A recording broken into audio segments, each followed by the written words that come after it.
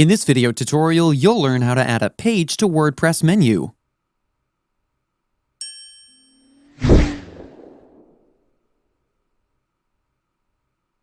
You can add posts, pages, custom links in the WordPress navigation menu. Today I'm going to show you how to add pages in the WordPress menu. If you want to know how to add buttons in WordPress menu items, we have a video explaining how you can do that too. I'll link it in the description below, or you can also click on the eye icon in the top right corner of your screen to view the video. This is the menu on my site right now. To add a page to this menu, go back to your dashboard. First, make sure you've created the page that you want to add in the menu.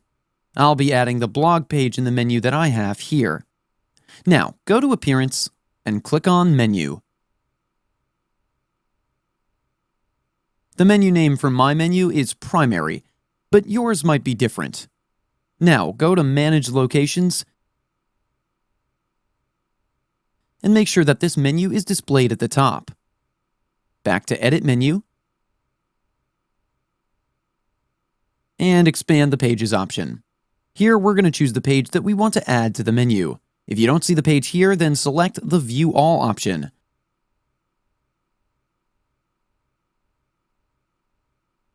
I'll select the blog page here, then click on Add to Menu to add it.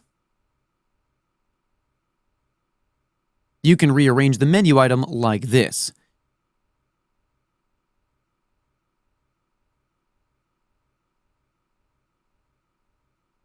If you want to make a sub-menu item, then just drag it under the menu item like this.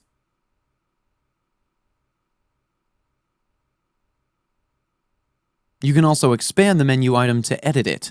Now, finally, click on Save Menu.